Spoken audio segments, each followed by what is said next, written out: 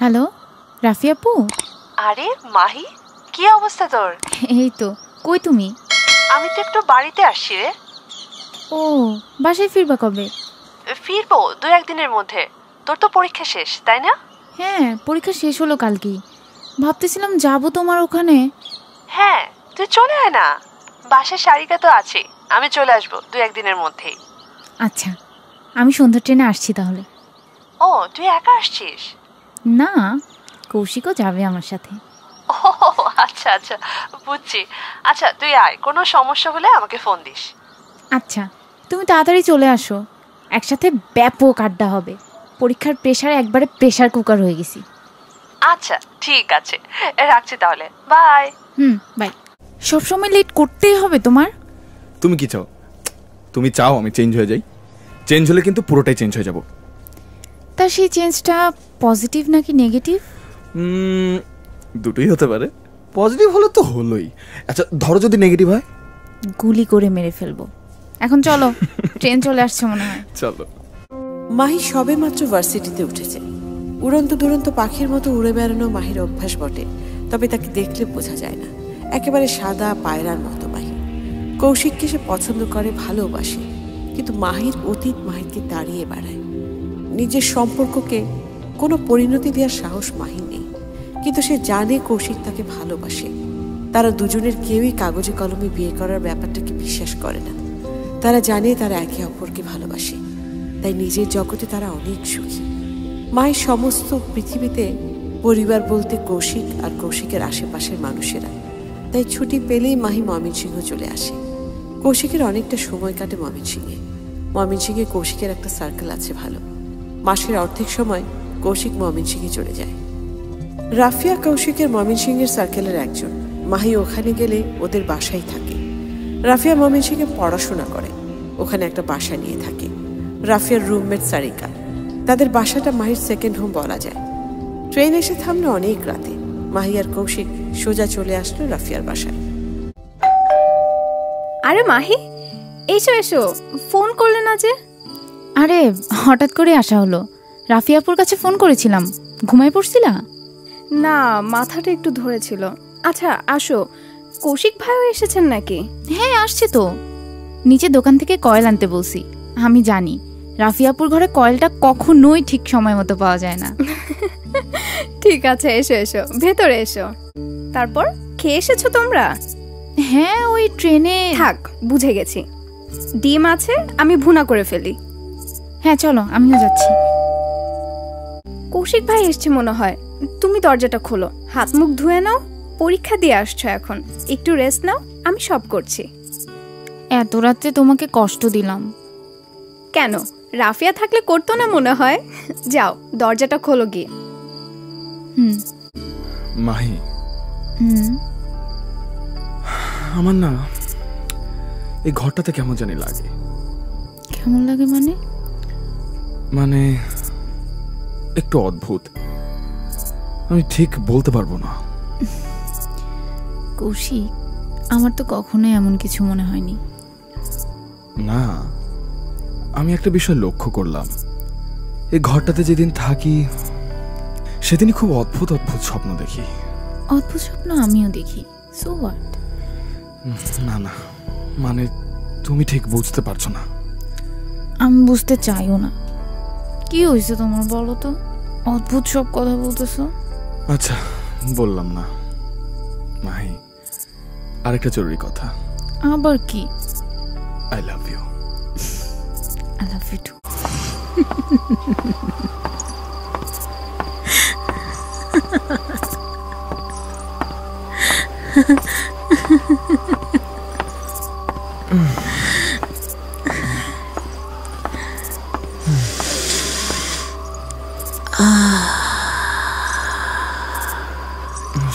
সর, আমার কাছে আসবে না। গন্ধ, পুরুষের গন্ধ।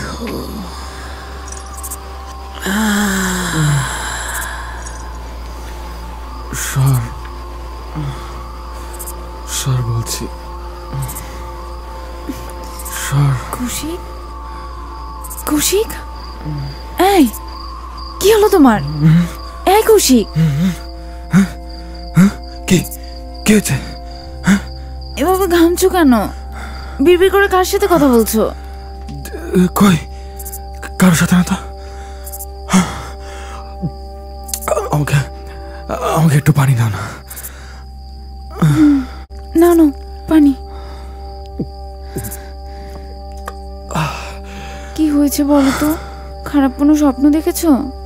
না, তেমন কিছু না, এমনিতেই। আচ্ছা, আমি মাথায় হাত বুলিয়ে দিচ্ছি, ঘুমাও।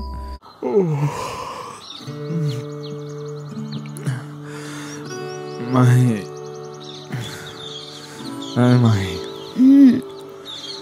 উঠবা না? আর একটু ঘুমাই না, পরীক্ষার জন্য ঘুমাইতেই পারি নাই।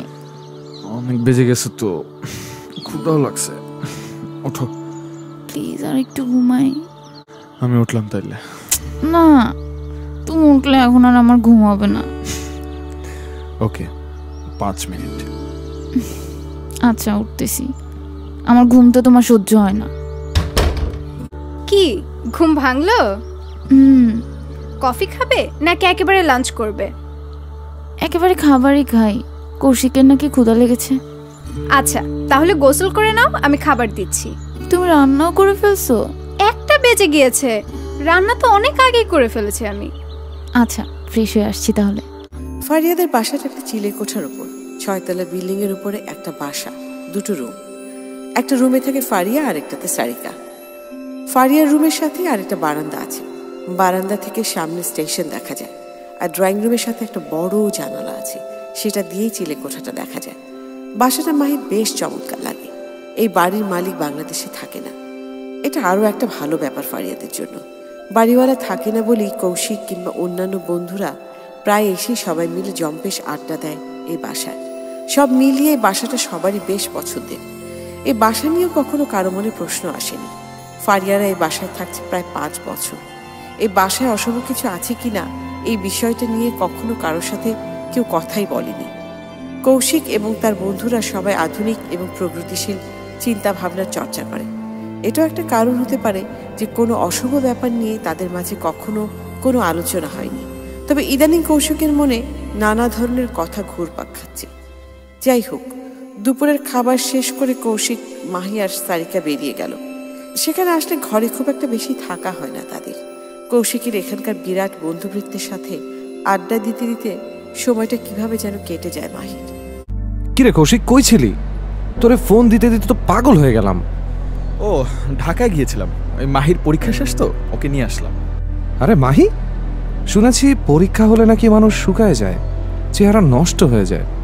তুই তো দেখছি আরো সুন্দর হয়ে যাচ্ছিস। বলছে তোরে, চোখ মুখ কেমন বসে গেছে দেখতে পাচ্ছিস না? তাইলে তোর চোখ মুখ বসে গেলে মনে হয় তোরে আরো সুন্দর লাগে। থাক, এবার থাম। মাহির কমেন্ট বক্সে গিয়ে ফ্লার্ট করিস, সে পর্যন্তই থাক। আমার সামনে এইসব বলিস, তোর সাহস তো কম না? মাহিরে জিজ্ঞেস কর আমি ফ্লার্ট করলে ওর ভালো লাগে কিনা। কৌশিক, ব্যাপারটা হচ্ছে আসিফ যখন ফ্লার্ট করে আমার কিন্তু ভালোই লাগে। ও আচ্ছা, না ব্যাপারটা তাহলে এই কর, তাইলে তোরা দুজনই প্রেম কর। আরে দূর, কি যে বলিস না। আর জাস্ট কিডিং। চা খাবি তো? হ্যাঁ, চা দিতে বল। আমিন ভাই, 5টা চা দেন। কৌশিক, আমার শরীরটা ভালো লাগছে না, আমি একটু বাসার দিকে যাই। তুমি যাবে এখন? না, আমি একটু পরে যাই। অবশ্য তোমাকে দেখেও ক্লান্ত মনে হচ্ছে, তুমি বরং বাসা গিয়ে রেস্ট নাও, যাও। আচ্ছা আসিফ, উঠছি তাহলে, কাল দেখা হচ্ছে। যেও না প্লিজ, তুমি গেলে সব অন্ধকার হয়ে যাবে। আসিফ, একদিন তোর জন্য আমার ব্রেকআপটা হবে। গেলাম কৌশিক, গেলাম তাহলে। আচ্ছা, তুমি রেস্ট নাও গিয়ে, আমি এই ঘরে আছি, কিছু লাগলে আমাকে ডাক দিও। আচ্ছা।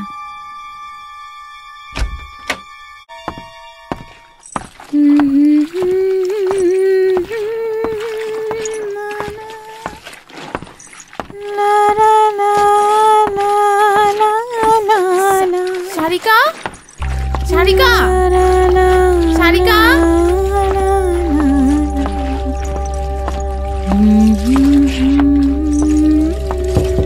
সারিকা, এই সারিকা, এই রাতের বেলা কিসের কাপড় ধুচ্ছ তুমি? এই সারিকা,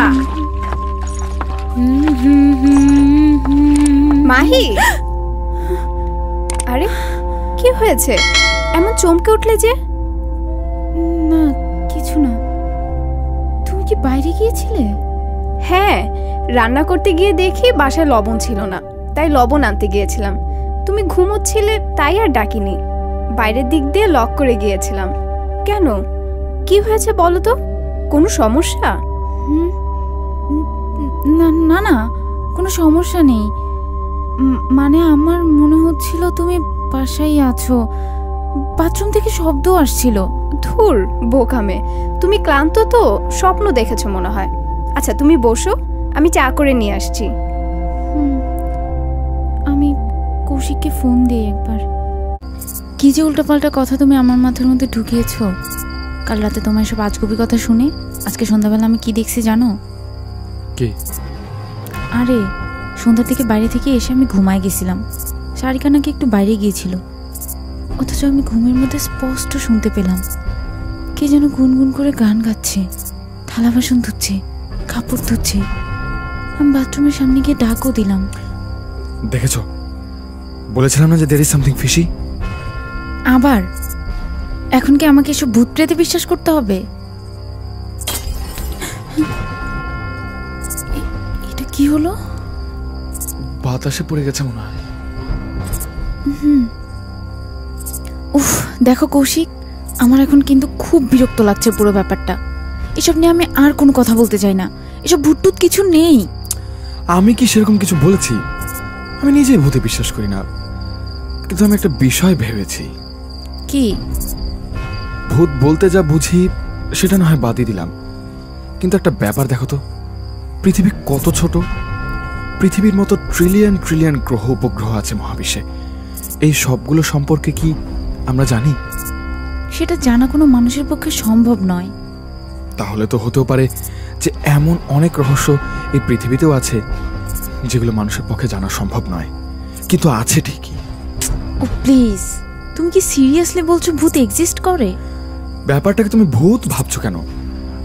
ধরো এরা এমন কোনো প্রাণী যাদের চোখে দেখা যায় না, যারা আমাদের আশেপাশে ঘুরে বেড়ায়। এদের মধ্যে কিছু আমাদের উপকার করে, কিছু আমাদের ক্ষতিও করে। এটা তুমি কি বলছো কৌশিক? ওহো, একটু লজিক্যালি ভাবো। এমনটা হতেও তো পারে, আমি থাকতেও তো পারে। আমার মনে হয় তুমি এসব নিয়ে অনেক বেশি ভাবছো। এই রুমটা নিয়ে আমার একটু খটকা শুরু থেকেই ছিল মাহি। তুমি জানো মাঝে মাঝে আমি কি দেখি? কি? আমি দেখি সামনের এই দেয়াল, এই বুকশেলফ, কিচ্ছু নেই, সামনে ফাঁকা। কেমন যেন অদ্ভুত একটা জায়গা। আমি সেখানে শুয়ে আছি। এরপর আরো অনেক কিছু হয়, কিন্তু সেগুলো আমি ঠিক মনে করতে পারি না। ঠিক ঘুমের মধ্যেও না, আবার জেগেও না। মানে আমি ঠিক বোঝাতে পারবো না। এই দেখো, বলতে বলতে আমার শরীরটা কেমন হাঁটা দিয়ে উঠছে। দেখো কৌশিক, এখন কিন্তু আমার সত্যিই ভয় লাগছে। প্লিজ এসব বন্ধ করো, অনেক রাত হয়ে গেছে, এখন ঘুমাও তো।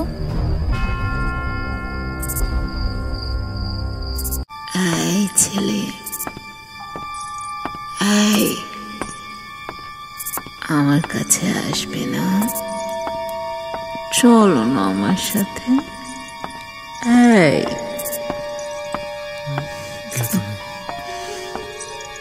কে তুমি? কি চাও আমার কাছে? পুরুষ, পুরুষ চাই,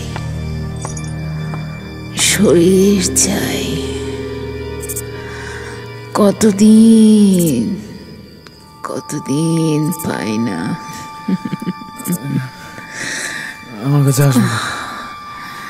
কি করছো? এসব কি করছো?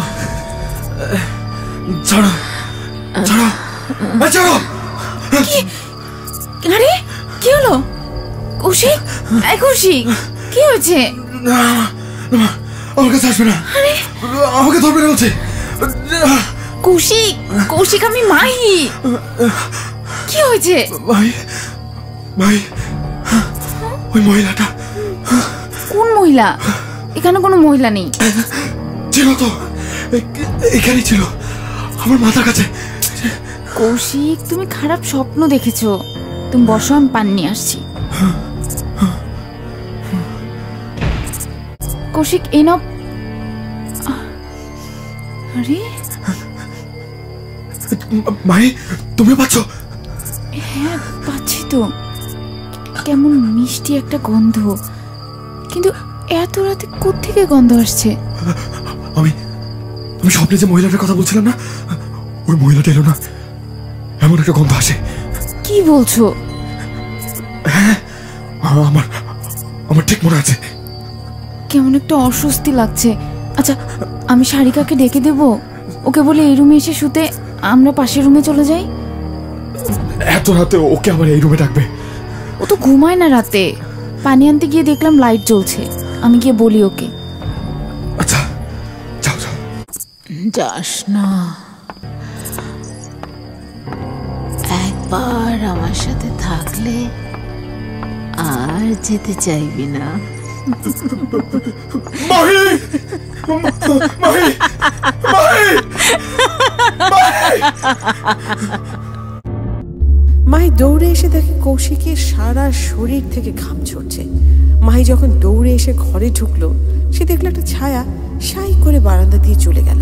সময়টা ছিল এক পলকের চেয়েও কম। মাহি আরো একটা ব্যাপারে বেশ অবাক হয়েছে।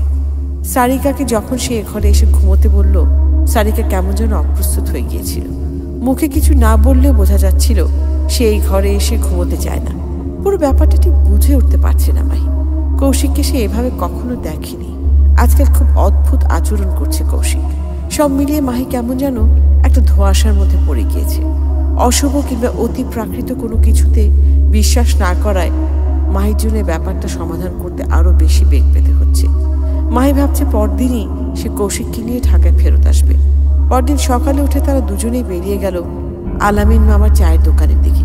সেখানে আসিফ অপেক্ষা করছিল তাদের জন্য। টোনাটনি, তোমাদের মুখ বিষণ্ণ কেন? হে না, রাতে ঘুম হয়নি। হ্যাঁ, খুবই স্বাভাবিক। ধুর, সবকিছু নিয়ে রসিকতা করবি না তো। কি রে, কি হয়েছে? Mahi, anything serious? না, তেমন কিছু না। তোদের কি ঝগড়া হয়েছে? আরে না না, তেমন কিছুই হয়নি। আচ্ছা নে, চা খা, চা ঠান্ডা হয়ে যাচ্ছে। ভাবছি আজকেই ঢাকায় যাব।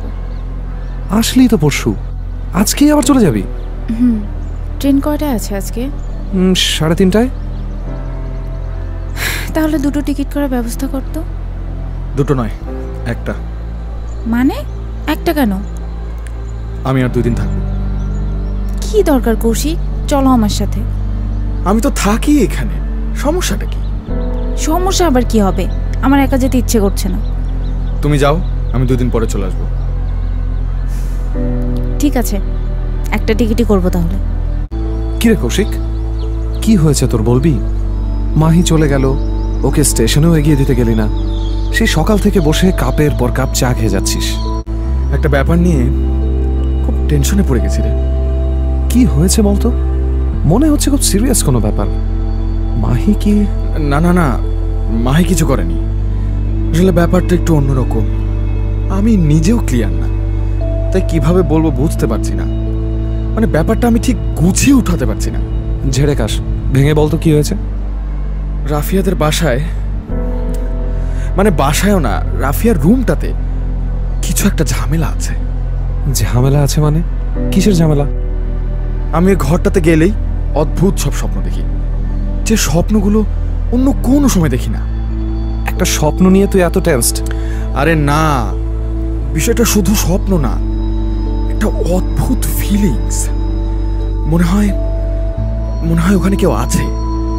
মাঝে মাঝে কেমন একটা মিষ্টি গন্ধ পাই। কৌশিক, তুই কি এখন ভূতের গল্প শোনাবি? আমি জানতাম আমি ব্যাপারটা বোঝাতে পারবো না, তাই বলতেও চাচ্ছিলাম না। আমি জানতাম আমি ব্যাপারগুলো আসলে কাউকে বোঝাতে পারবো না। আরে না না, আমি সেভাবে বলিনি রে। তুই তো জানিস আমি কেমন, আমি নিজেও এই ব্যাপারগুলোতে বিশ্বাস করি না। কিন্তু যেটা আমি ফিল করছি সেটা তুই জানিস। ওই ঘরটা মাঝরাতে মাঝে মাঝে কাঁপে। তুই যে শুধু শুধু একটা ব্যাপার নিয়ে প্যানিক করছিস সেটা আমি প্রুফ করে দিচ্ছি। মানে খুবই সিম্পল। রাফিয়ার বাসাটা আসলে স্টেশনের কাছেই। রাতে ট্রেন গেলে এমনিই কেঁপে উঠবে। কিন্তু তোর বাসাও তো স্টেশনের কাছে। আমি কত তোর রুমে থেকেছি, কই তোর রুম তো কাঁপে না। ফ্যাক্ট, এটাও একটা ফ্যাক্ট। আমি কালকেই ঢাকা যাব। এখানে আর ভাল লাগছে না। আরে ধুর, এত টেনশন করিস না তো, সব ঠিক হয়ে যাবে। ও এসেছো? হ্যাঁ, রাস্তাঘাটে কি যে অবস্থা, একেবারে ভাঙাচুরা, কোমর টোমর সব ধরে গেল। আচ্ছা এই নাও পানি খাও। কখন রওনা দিয়েছিলে? রওনা তো দিয়েছি সকালে, একে তো ভাঙা, তার উপর জ্যাম। আচ্ছা তুমি রেস্ট নাও তাহলে, আমি রান্না করেই রেখেছি। কৌশিকরা কোথায়? ওরা তো কালকেই চলে গেছে। কৌশিক এখন আছে মনে হয়, তবে মাহি চলে গেছে। ও না সেদিনই এলো, পরীক্ষা তো শেষ, এত তাড়াতাড়ি চলে গেল? হ্যাঁ, আমি তো বলেছিলাম থাকতে, বললো কি যেন কাজ আছে ওদের। আচ্ছা আমি গোসলটা সেরে নিই। ঠিক আছে। মানুষের জীবন একটা গোলক ধাঁধা মাত্র, এক জীবনে এই ধাঁধার সমাধান কি করা যায়? কৌশিক, মাহি, রাফিয়া, সারিকা, আসিফ প্রত্যেকটা মানুষ একজন আরেকজনের চেয়ে আলাদা। প্রত্যেকের আলাদা আলাদা চিন্তা ভাবনা আছে, তবে প্রত্যেকটা মানুষ একটা বৃত্তে আবদ্ধ। বয়সে তারা সবাই সমবয়সী না হলেও কিংবা একই জায়গায় পড়াশোনা না করলেও তাদের ভেতরের সম্পর্কটা চমৎকার। মাহির মা বাবা কেউ নেই, তাই কৌশিকের এই বন্ধুবৃত্ত খুব তাড়াতাড়ি আপন করে নিয়েছে মাহিকে। বিশেষ করে রাফিয়া। রাফিয়া মাহির চেয়ে বেশ বড়। রাফিয়ার কাছে এলে মাঝে মাঝে মাহির মনে হয় রাফিয়ার ভেতরে একটা মাসুলভ আচরণ আছে। তবে রাফিয়া একটু এক্সট্রোভার্ট, সবার সাথে মেশে ঠিকই, কিন্তু নিজের মধ্যে কিছু একটা রেখে দেয় সে। যেহেতু সারিকা তার সাথে একই বাসায় থাকে, সারিকা মাঝে মাঝে রাফিয়ার মাঝে কিছু অদ্ভুত ব্যাপার লক্ষ্য করেছে। প্রায় অনেক রাতে সে ছাদে গিয়ে হাঁটাহাঁটি করে, অনেকটা সময় নিজের ঘরের দরজা আটকে বসে থাকে। আসিফও প্রায় রাতে বাসায় ফেরার সময় দেখে রাফিয়া তার বারান্দায় বসে আছে। অঙ্গভঙ্গি দেখে মনে হয় কারোর সাথে কথা বলছে, কিন্তু সাথে আর কাউকে দেখা যায় না। কিন্তু এসব নিয়ে কেউ কখনো প্রশ্ন করেনি। কিন্তু কৌশিকের এসব কথা শুনে হঠাৎ সবার মনে অতীতের সব প্রশ্নগুলো কেমন যেন মাথা চাড়া দিয়ে উঠেছে। কৌশিক পরদিন ঢাকায় ফিরে আসায় এই ব্যাপার নিয়ে কিছুদিন আর কোনো কথা হয়নি কারোর মধ্যে। প্রায় দিন 15 পরে কৌশিক আবার ময়মনসিংহ। কিরে কখন এলি? এই মাত্র ট্রেন থেকে নামলাম। মাহি এলো সাথে? না, আমি আসলাম। সেইবার এসে তো ফট করে চলে গেল। ওর মন যখন যা চায় আর কি। আচ্ছা, এই রাফিয়া ফিরেছে? হ্যাঁ ফিরেছে। এলো না যে? ও তো এমনিতেই বাইরে আড্ডা কম দেয়। তাও ঠিক, কিন্তু ওর সাথে কিছু কথা ছিল। তাহলে ডাকবো ওকে? ও বাসায় আছে। মনে হচ্ছে বৃষ্টি আসবে, বাইরে না গিয়ে চল বাসায় একটা আড্ডা হয়ে যাক। হ্যাঁ চল। কি রে, পুরো বিচ্ছু বাহিনী একসাথে? আয় আয় ভেতরে আয়। না না, ছাদেই বসি। ছাদে বসবি? বৃষ্টি আসবে তো। এখনো তো আসেনি, আসলে তখন দেখা যাবে। আচ্ছা তোরা গিয়ে বস তাহলে, আমি সবার জন্য চা নিয়ে আসছি। চা খাবি তো নাকি কফি? ওই একটা হলেই হলো। আচ্ছা তোরা যা, আমি পার্টিটা নিয়ে আসছি। আচ্ছা রাফিয়াকে কি বলবি বলছিলি? কি কোনো সমস্যা? না না, ওই সমস্যা না। আচ্ছা, ওই যে তুই বলেছিলি না প্রায় তুই রাফিয়াকে বারান্দায় দাঁড়িয়ে থাকতে দেখিস। হ্যাঁ বলেছিলাম তো। এসব নিয়েই জিজ্ঞেস করব। হ্যাঁ আমিও প্রায় ওকে ছাদে হাঁটাহাঁটি করতে দেখি, কিন্তু এসব নিয়ে কখনো কিছু জিজ্ঞেস করিনি। যদি কিছু মনে করে। কি নিয়ে এত সিরিয়াস আলোচনা হচ্ছে? না না, মানে তেমন কিছু না। নে কফি নে সবাই। আচ্ছা রাফিয়া, তুই তোর এই ঘরটাতে একা থাকিস কি করে বলতো? কেন, কি হয়েছে? এই ঘরটাতে একা থাকারও সাহস নেই আমার। কেন, হঠাৎ কি হলো? মাহি এলে তো তুই এ ঘরেই থাকিস। কিন্তু সেটা মাহি এলে, একা একা থাকার সাধ্যও নেই আমার। কি যে বলিস না, আমি তো একাই থাকি। না মানে কৌশিকের একটা ঝামেলা হয়েছে। কি ঝামেলা? এই রুমটাতে থাকলে নাকি ও কি সব স্বপ্ন দেখে। কেন, এছাড়া মনে হয় স্বপ্ন দেখে না? কি হলো তোদের বলতো? না না না, সেসব না, তুই ঠিক বুঝতে পারছিস না। আমি একটা মহিলাকে দেখি, ওই মহিলা আসলে একটা মিষ্টি গন্ধ পাই।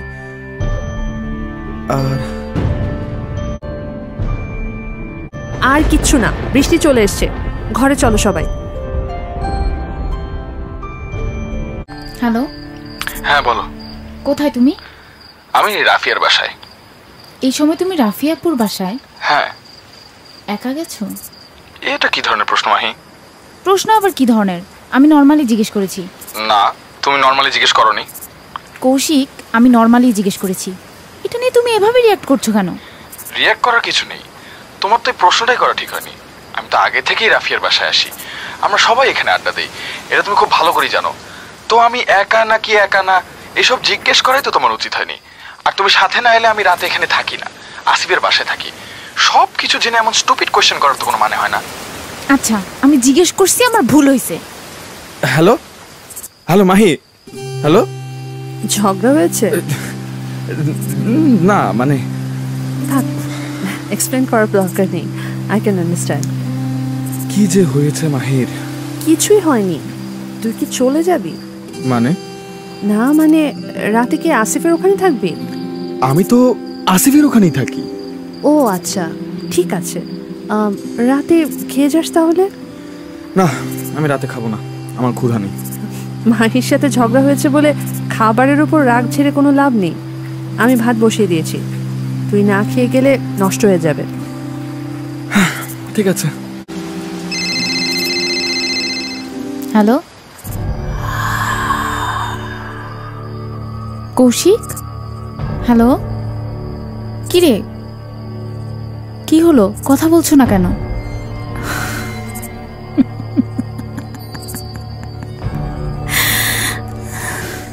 কে?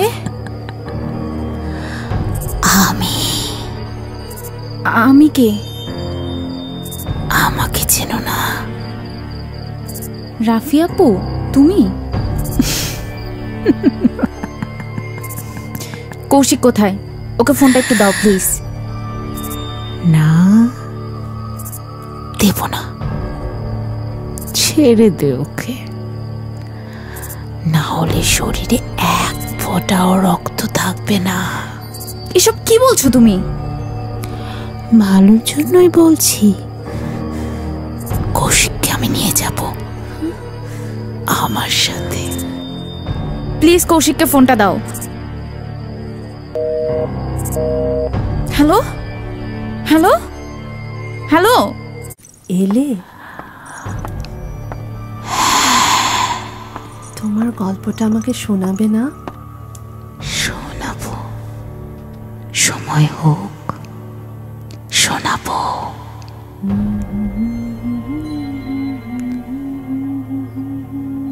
ওকে যেতে দিস কেন? ধরে রাখবো কেন?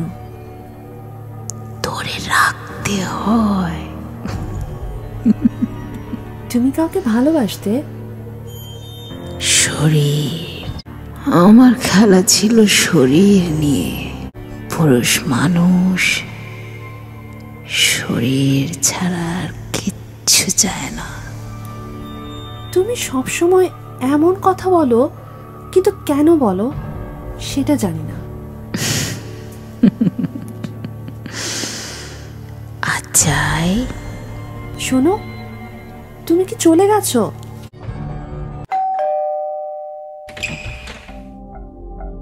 আরে মাহি, তুমি? কৌশিক কোথায়? কৌশিক?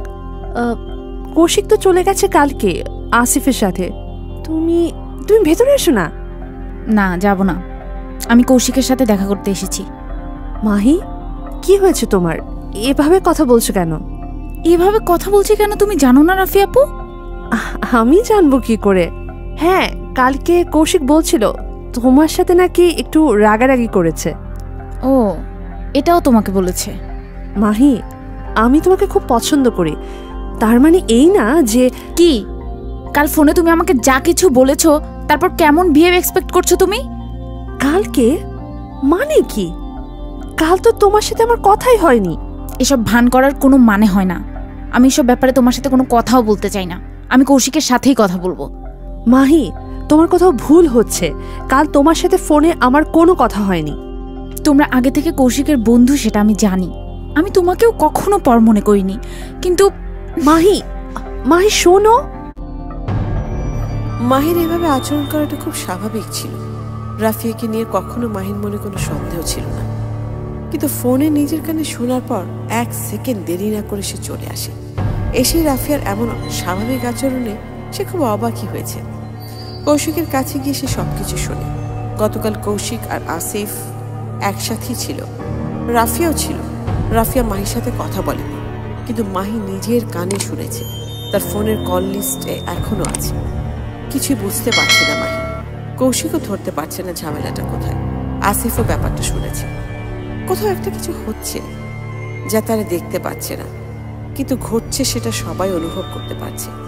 কৌশিক মাহিকে অনেক করে বোঝালো রাফিয়া আর তার মাঝে এমন কিছু নেই। সেদিন সন্ধ্যায় মাহি আর কৌশিক গেল রাফিয়ার বাসায়। মাহি বুঝতে পারছিল রাফিয়ার কোনো দোষ নেই। সে গিয়ে রাফিয়াকে সরিও বলল। তাতে ঝামেলাটা মোটামুটি শেষ হলেও রহস্যের খোলাসা এখনো হয়নি। আসিফ, কৌশিক, মাহি, সারিকা সবাই রাফিয়াকে পুরো বিষয়টা জানালো। রাফিয়া তাদের ঘুণাক্ষরে বুঝতে দেয়নি রাফিয়া সবটাই জানে। সে খুব স্বাভাবিক আচরণ করল। তার স্বাভাবিক আচরণে অবাক হয়ে গেল বাকিরা। এত কিছু শুনেও রাফিয়ার মাঝে চোখে মুখে কোনো চিন্তার ছাপ নেই। সবাই বুঝে গেল কোথাও না কোথাও রাফিয়ার সাথে জড়িত, কিন্তু এই মুহূর্তে চোখে মুখে রাফিয়াকে কেউ কিছু বলল না।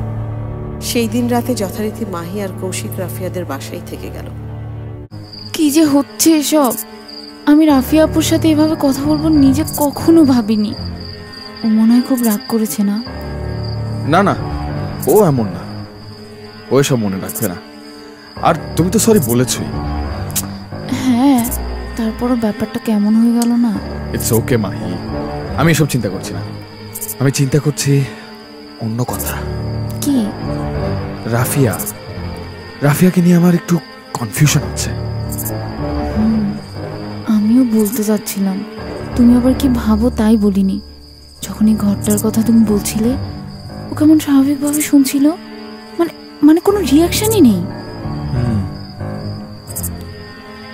কৌশিক, ওটা কি? ও মাই গড, তুমি কি দেখতে পাচ্ছ মাহি? সামনের এই দেয়ালটা নেই, খোলা মাঠ, কে যেন একটা দাঁড়িয়ে আছে না? না না না, এটা সম্ভব না। আমাদের হ্যালুসিনেশন হচ্ছে। না মাহি, দুজনের একই সাথে একই বিষয়ে হ্যালুসিনেশন হতে পারে না। গন্ধটা পাচ্ছ মাহি? পাচ্ছি। এটা আমার ঘর। এ ঘরে পুরুষের গন্ধ আমার নেশা। কিন্তু তুই কেন আসিস এখানে? তোকে আমি চলে যেতে বলেছি। কে তুমি? কি যাও? আমি জয়িতা, ওকে নিয়ে যাব। সর সর।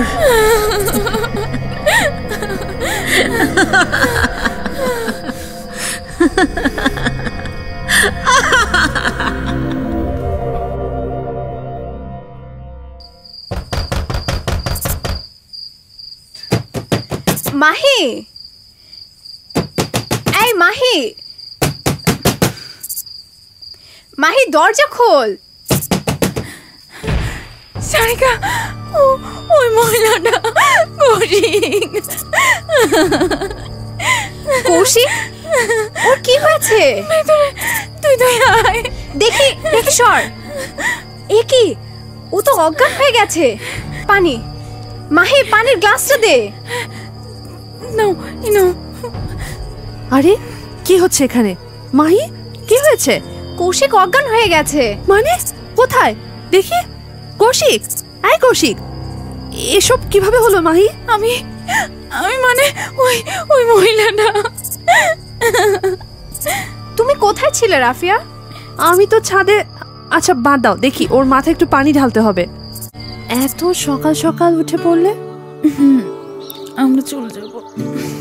আরে কৌশিক, তুই এত সকালে উঠে পড়েছিস, এখন শরীর কেমন? এখন একটু ভালো। শরীরের এই অবস্থা নিয়ে এত সকালে না গেলে হয় না? তোর তো রেস্ট নেওয়া দরকার। না, কালকে রাতে যা হলো তারপর আর এই বাসায় থাকতে চাই না। মানে তোমরা আর এখানে আসবে না? আর না আসাই ভালো। যা কিছু হচ্ছে তাতে। ঠিক আছে, আমি চা করে দিচ্ছি। চা খাবে তো, নাকি এই বাসার চাও? আর আরে না, তোমরা বসো, আমি চা করে নিয়ে আসছি। আচ্ছা কৌশিক, তুই কি আমাকে সন্দেহ করছিস? না, সন্দেহ করবো কেন? কৌশিক, আমি অনেক কিছু বুঝি। সবচেয়ে ভালো যেটা বুঝি সেটা হলো মাহিকে তুই খুব ভালোবাসিস, কিন্তু আমি এ নাও চা নাও। কিছু বলছিলে রাফি আপু? কই কিছু না, কিছুই বলছি না। বলছিলাম কোনো কিছু নিয়ে অযথা টেনশন না করতে। আমি বলেছি এসব কোনো সমস্যা না। ও আচ্ছা, চলো, আমাদের ট্রেনের সময় হয়ে যাচ্ছে। রাফি আপু আসি। আর প্লিজ সেদিনের ব্যাপারটা নিয়ে কিছু মনে করো না। এমনভাবে কথা বলছে যেন আর কোনোদিনই দেখা হবে না। এই বাসায় আসবে না তাতে কি হয়েছে, দেখা তো হবেই। থাক রাফিয়া, গেলাম। ভালো থাকিস। জীবনের সম্পর্কগুলো যতটা সরল ততটাই জটিল। রাফিয়া কৌশিককে যে ভালোবাসে তা সে কখনো কৌশিককে বলেনি। কৌশিকের জীবনে মাহি আসার অনেক আগে থেকেই রাফিয়া তাকে ভালোবাসত, কিন্তু কোনোদিন বলতে পারেনি।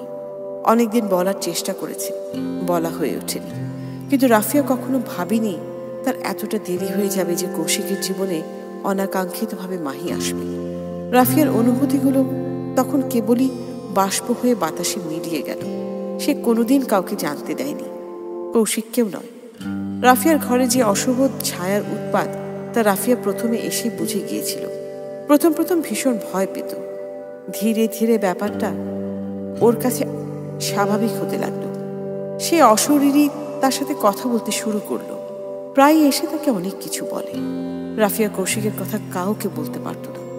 চাপা কথাগুলো বলার জন্য সে খুঁজে নিল সেই অশরীরীকে, যার গন্ধ নাকে আসলেও শরীরে কাঁটা দিয়ে ওঠে।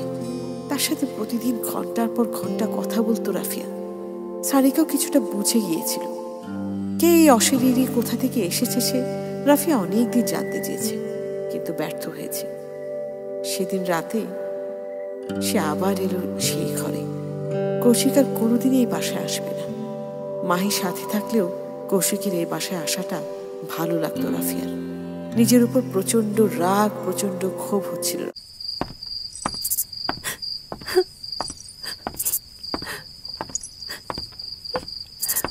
কাঁদছিস কেন? কেন এসেছো এখানে? চলে যাও, চলে যাও বলছি। ভুলে যাচ্ছিস কেন? এটা আমার ঘর। তোমার ঘর? কিসের তোমার ঘর? কে তুমি? হাসি থামাও, থামাও বলছি। তোমার জন্য কৌশিক আর কোনোদিন এখানে আসবে না। চলে যাও, আর কোনোদিন এখানে আসবে না। যাও, চলে যাও।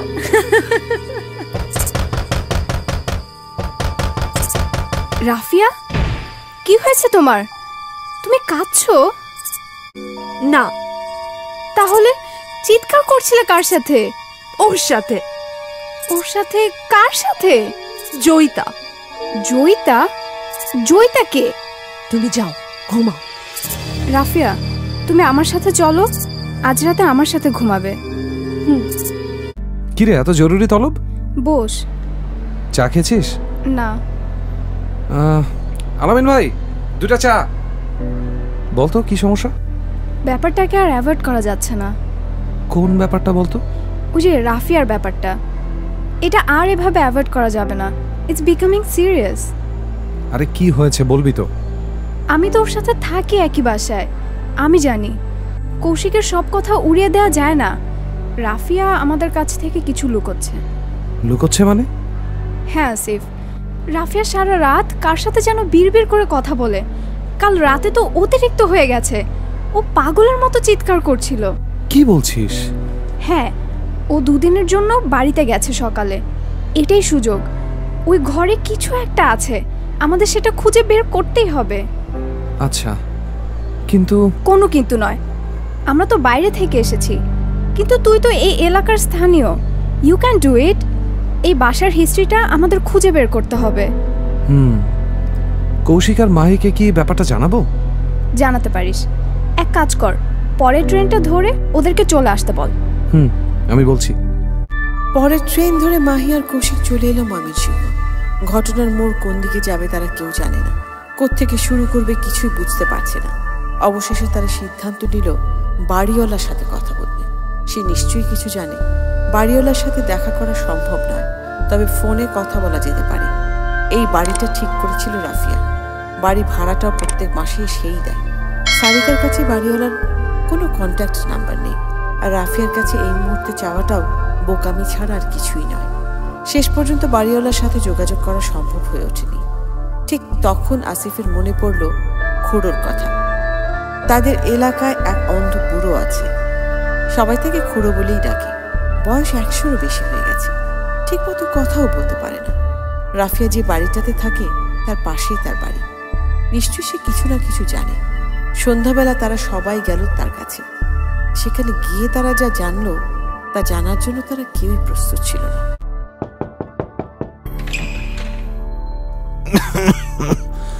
কে? খুড়োমশাই, আমি মাস্টারের ছেলে আসিফ। ভেতরে আয়। ওরা আমার বন্ধু। আয়, সবাই আয়, বয় বয়। খুড়ো, একটা দরকারে তোমার কাছে এসেছি। সেটা তো বুঝতেই পারতেছি। দরকার ছাড়া এই বুড়ার কাছে কেডায় আহে? তো কও, কি দরকার? না, মানে একটা ইনফরমেশন দরকার ছিল। কি কি শোন? না, মানে একটা কথা জানার ছিল। কি জানবার চাষাবার? ওই বাড়িটার ব্যাপারে। আমি জানতাম একদিন কেউ না কেউ তো আইবই জানতে। তার মানে জানার মতন কিছু আছে?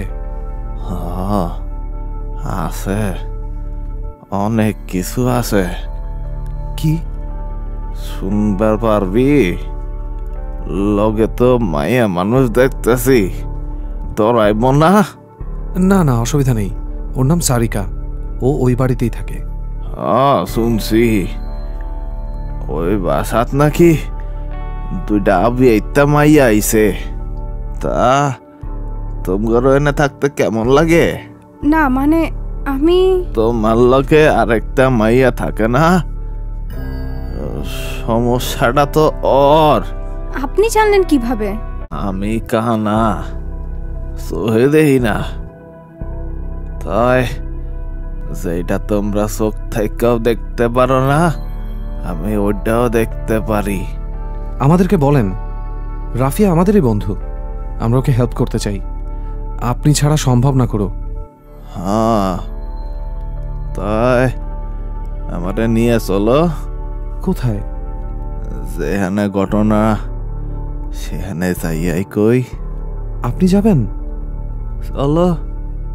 গন্ধটা এখনো আছেই। আমরা তো কোনো গন্ধ পাচ্ছি না। এই গন্ধটা মাইয়ারা পায় না, পায় কালি পুরুষেরা। আমি পাই মিষ্টি একটা গন্ধ। ও আসিল ছলনাময়ী, ছলা কলা দিয়া পুরুষকে কায়দ করাই আসিল আর কাম। কার কথা বলছেন আপনি? জয়িতা। বৃষ্টি আসবে মনে হয়, ছাদে থাকাটা ঠিক হবে না। ঘরে গিয়ে বসি। আইব না, বৃষ্টি আইব না। এটা আকাশের উৎপাত না, এটা ওর উৎপাত। কি হয়েছিল এখানে? এই বাড়িটা আমার দাদার। এখন ভাগাভাগি হইয়া আমার ভাই এটা পাইছে, আমি পাইছি পাশেরটা। আজ থেকে ৭৫ বছর আগের কথা। আমার বয়স তখন ২৫। তখন আমরা একই করে তাহি, ভাগাভাগি হয় নাই। একদিন একটা মাইয়া আইলো, বয়স বোধ করি ২২-২৩। আইয়া আমাকে ঘর খটখট করল। আমার বাড়িটা তখন বিদেশে থাকে, আবার বয়স হয়ে গেছিল অনেক। এই বাড়ির দেখাশোনা আমি করতাম। সেদিন আকাশটা ভালো আছিল না, খুব জোর বৃষ্টি আইতেছিল। কেডা? আমি। কেডা আপনি? কি চান? বাড়িটা মানে? না, মানে বাড়িটা নাকি ভাড়া হবে, আমি ভাড়া নিতে এসেছি। ও আইন, ভিতরে আইন, বয়েন, এই যে এনে বন। ওই মতি, 2 কাপ চা দিয়া যা তো। তা কোন? বললামই তো, বাড়িটা ভাড়া নিতে এসেছি। হ্যাঁ, এটা তো বুঝলাম। তো আপনার পরিবারে কেডা কেডা আছে? কেউ নেই, আমি একা। একা? এমন মায়া মানুষ একাই থাকবেন? কেন, কোনো সমস্যা? এইখানে এমন চলে না, একা মায়া মানুষে বাড়ি ভাড়া দিব না আমি। তাহলে আমি কোথায় থাকবো? এটা আমি কি জানি, দিনকাল যে কোন দিকে যাইতেছে, এমন মায়া মানুষ নাকি একলাই থাকবো। তাহলে আপনিও থাকবেন আমার সাথে? মানে বোঝাবো। এই কি করতেছেন? আরে সারেন কইতেছি। কেন, ভালো লাগছে না?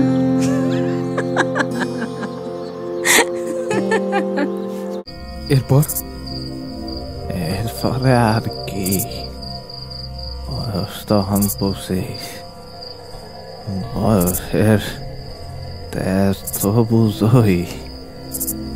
আর জয়িতাও ছিল অসম্ভব সুন্দরী, মায়াময়ী, ছলনাময়ী। এর আগে কত পুরুষে বাসাইয়া দিয়া গেছে, এইটা আবজু জানি না। তখন আমি নিজেরে সামলাইতে পারি নাই। সিলে গোডার ওই গড়ায় আইয়া উঠল জয়িতা। তার সাথে আপনার একটা অবৈধ সম্পর্ক তৈরি হলো, তাই তো? খুশি, এভাবে বলছিস কেন?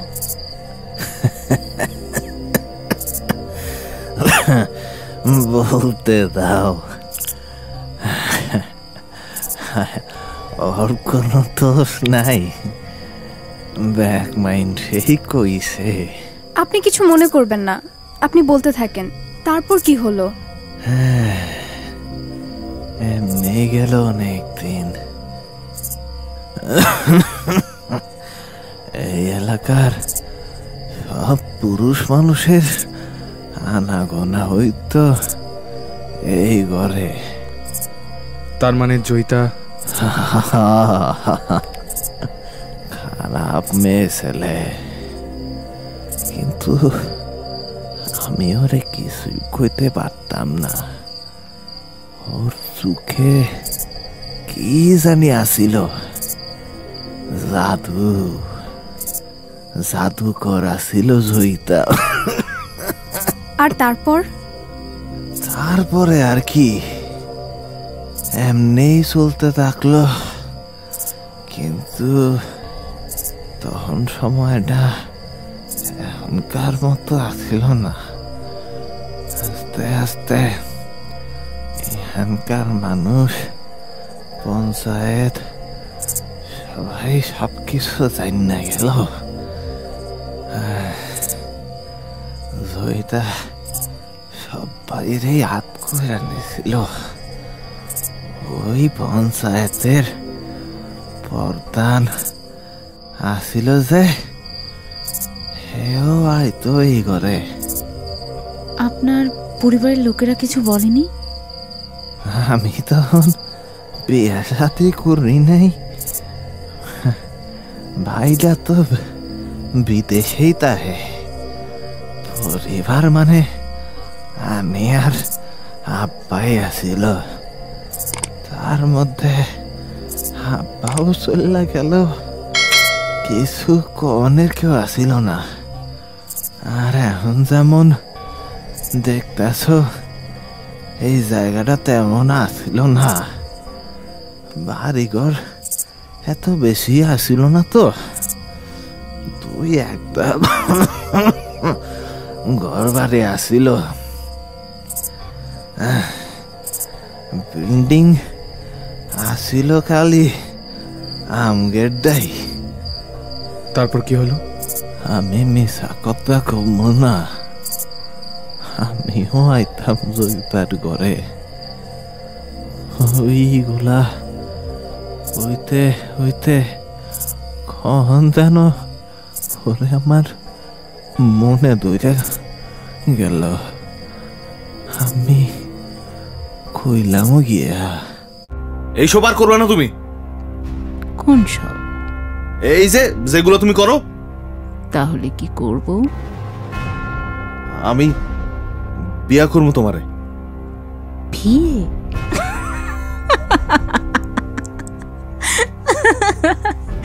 একটা নষ্ট মেয়ে মানুষকে বিয়ে করবে তুমি? সংসার করবে? হাসতেছো কেন? আসলে কি কিছু হইল নাকি? আমি যা কইছি বুঝাই কইছি। আমি সব পুরুষ মানুষকেই চিনি। পুরুষ মানুষ হলো কুকুরের জাত। আমার বাড়িতে এই সমস্ত চলবো না। এই ঘরে যদি আর কেউ হয়, কার দুইটা তোর আমি বের করে দিব। ক্ষমতা থাকলে দাও। ক্ষমতার দেখছস কি? আমার বাপ দাদার বাড়ি এটা। হ্যাঁ, কিন্তু এখন এই ঘরটা আমার। আমি এখান থেকে যাব না। যাবি না? যাবি না তুই? খুব তেজ হয়েছে তোর। দেখ কেমনে তুই এখানে থাইস। এতদিন রেখেছ কেন তাহলে? আর কাকে গিয়ে বিচার দেবে শুনি? পঞ্চায়েতের প্রধান কিন্তু আমাকে খুব ভালোবাসে। এই যে বালাটা দেখছো, সেদিন দিয়ে গেছে। লুভি, শরীর দেখা সবাই হাত করে লিছস। আমার ঘরে দেখা আমার ভয় দেখাস। ভয় দেখালাম কই? সত্য কথা বলেছি। তোরে আমি দেখাইতেছি। খারা যাও, যা পারো তাই করো। এরপর আপনি কি জয়িতাকে বের করে দিয়েছিলেন? না, এইটা করতে পারি নাই। আগেই তো কইছি, সবাই ওর হাতে আসিল। সেদিন বাইরে তুমুল জ্বর হইতেছিল, আর এই ক্যান্ডাল লইয়া আমি অপরের ঘরের দিকে যাইতেছিলাম। তখন কানে আইল, ভিতরে কেডা জানি আছে। আমি ওই দিন কেন জানি আর সহ্য করতে পারলাম না। আমি দরজা ঠেলা ভিতরে ঢুকলাম। তারপর মনে করতেছ তাই চয়ে পড়ল। আমি আর কিছু না কইয়া ঘর থেকে বাইরে হয়ে গেলাম। শরীরটার মধ্যে মনে হয় আগুন ধরে গেল, মাথার মধ্যে খুন চড়ে গেল। আমি নিচে বইয়া অপেক্ষা করতেছিলাম কখন ওই লোকটা বাইরে হয়ে যাইব।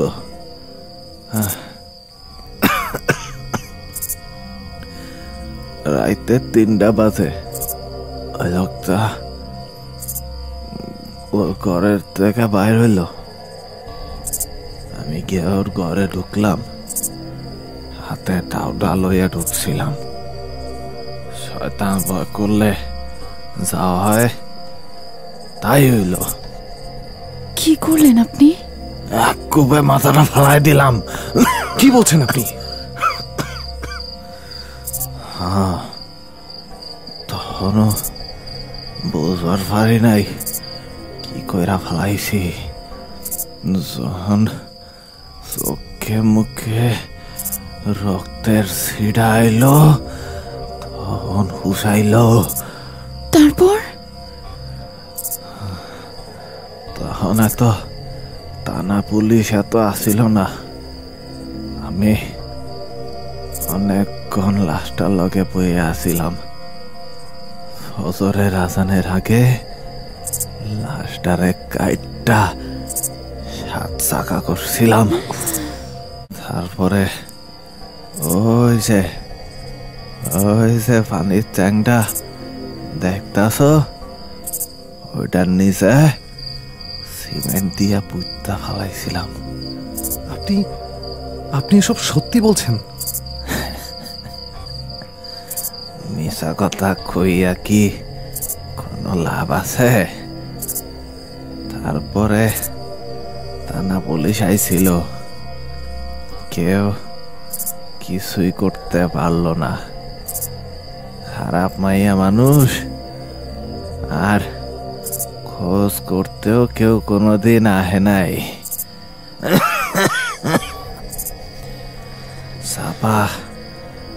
চাপা পড়ে গেল। তার মানে লাশটা? ওর লাশ আইজো ওইখানেই আছে। এরপরে আমারে খুব উৎপাত শুরু করছিল। একটা রাইতেও ঘুমাইতে দেয় নাই, আইজো দেয় না। বাইরে এই বাড়িটা দিয়া পাশের বাড়িটা আমি নিলাম, সেখানেও আমার শান্তি দেয় না। এসব এসব কি বলছেন আপনি? আমি আর বিয়া শাদিও করি নাই কইলে ভুলি হইব, করতে দেয় নাই। মাইয়া দেখছিলাম 2-1টা, আইতে স্বপ্ন দেখায় বিয়ে করলে নয়া বউরে কাফনের কাপড়ে পরাইব। তাই আর বিয়ে করি নাই। আমার চোখটাও এরপর কেউ আর এই গড়টাতে থাকতে পারে নাই।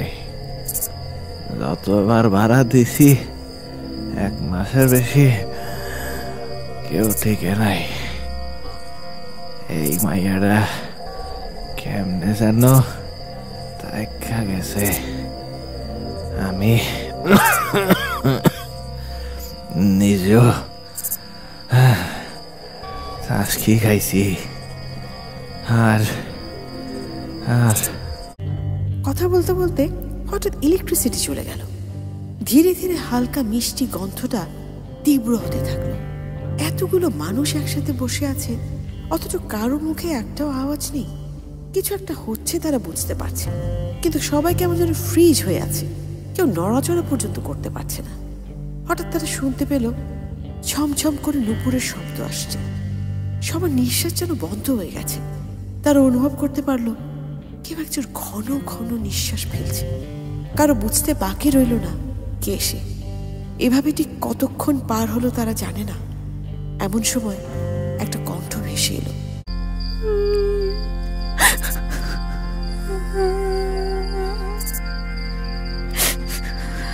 এ পোলাপান গুলার কোনো দোষ নাই, ও করে হাইরা দে। কতদিন পর এলি আমার ঘরে, তোর জন্যই তো অপেক্ষা করছিলাম। শাস্তি দেওয়ার তা আমারে তো দিছই। এতগুলা বছর না দিলে মরতে, না দিলে বাঁচতে, আর কি চাস? শান্তি চাই, আমি শান্তি চাই।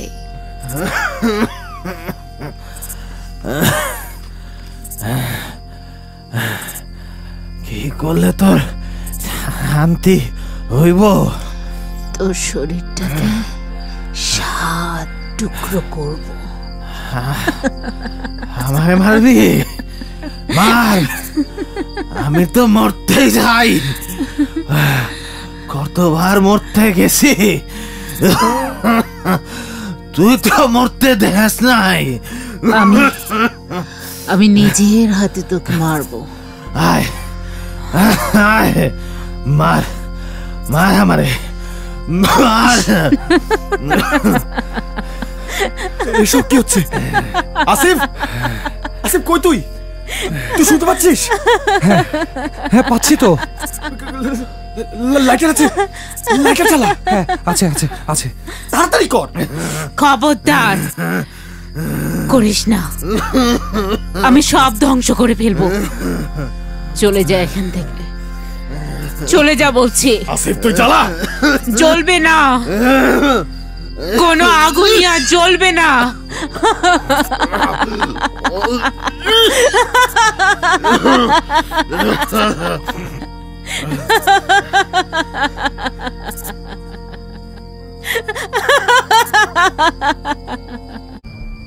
অনেকক্ষণ চলে গেল। ওই সময়টা ওদের কিভাবে গেল তারা নিজেরাও তা জানে না। জয়িতার অতৃপ্ত আত্মার আর্তনাদে আকাশ বাতাস ফেটে পড়ছে। কৌশিকরা চিৎকার করছে ঠিকই, কিন্তু কেউ কারো কথা শুনতে পাচ্ছে না। ঠিক কতক্ষণ পরে তা তারা জানে না। তবে তাদের কানে ভেসে এলো ফজরের আজান, সাথে সাথে হাসিও থেমে গেল প্রায়। চারিদিকে একটু আলো ফুটল। এরপর তারা যা দেখল, তারপর তারা প্রায় বাকরুদ্ধ হয়ে গেল। তাদের সামনে খুড়োর 7 টুকরো লাশটা রক্তে ভেসে যাচ্ছে। স্তব্ধ হয়ে তার লাশটার দিকে তাকিয়ে আছে। ভোরবেলা পুলিশ এলো। তারাই খবর দিল পুলিশকে। প্রথমে পুলিশ তাদের কথা বিশ্বাস করল না, কিন্তু পানির ট্যাঙ্কিটা ভেঙে জয়িতার কঙ্কাল বের করা হলো। এসবের কিছুই জানে না রাফিয়া। কৌশিকরা তাকে কিছু জানায়ও নি। কিন্তু 2 দিন পর রাফিয়া ফিরে এসে সব জানতে পারল পাড়া প্রতিবেশীদের কাছে। এই ঘোর কৌশিকদের অনেক দিন পর্যন্ত কাটেনি। তারা যা দেখেছে, যা শুনেছে, কিছুই বিশ্বাস করতে পারছে না তারা। তবে ধীরে ধীরে সব স্বাভাবিক হতে শুরু করলো। বাসাটা সারিকা একবার চেঞ্জ করার কথা বলেছিল, কিন্তু পরে তারাই সিদ্ধান্ত নিল এটা করার কোনো প্রয়োজন নেই। যা অতীত তা অতীতই। এই ঘটনার প্রায় মাসখানেক পর কৌশিক আর মাহি ময়মনসিংহ এলো। কৌশিক কিংবা এই বন্ধুবৃত্তের কেউ তখনও জানে না রাফিয়ার ভেতরে কৌশিককে নিয়ে একটা অগ্নিশিখা তখনও জ্বলছে। সেদিন সারিকা ছিল না বাসায়। কৌশিক আর মাহি যথারীতি রাফিয়ার বাসায় উঠল। রাত প্রায় 2টা। কৌশিক আর মাহি তখনও ঘুমায়, তবে একটা তন্দ্রা মতন এসেছে চোখে। আর ঠিক এমন সময়, তুমি এখনো কেন আসো এই ঘরে? আমি তো যাইনি এখান থেকে। কিন্তু সবকিছু তো শেষ হয়ে গেছে। আমার প্রতিশোধ আমি নিয়েছি, কিন্তু এই ঘর ছেড়ে আমি কোনোদিন যাব না। কিন্তু তোমার লাশ তো নিয়ে গিয়ে পুঁতে ফেলেছে, তাতে আমার কি? আমি ভেবেছিলাম তুমি আর আসবে না। প্রতিশোধ বড় শান্তির।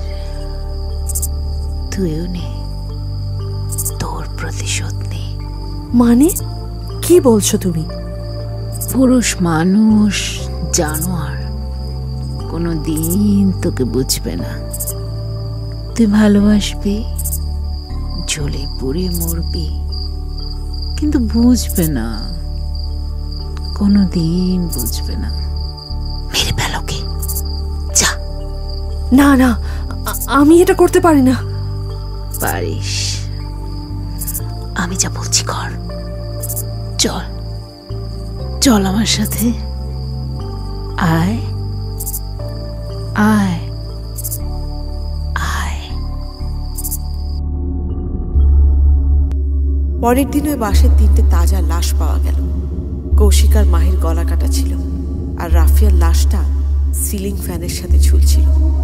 চিলেকোঠার ওই ঘরটা অভিশপ্ত ঘর হয়ে গেল। কোনো দিন সেই ঘরে আর কেউ থাকতে পারেনি। তবে মাঝে মাঝে ছাদের রেলিং ধরে এক অদ্ভুত সুন্দরী মহিলাকে আজও দাঁড়িয়ে থাকতে দেখা যায়। কিছু ঘটনার কোনোদিন শেষ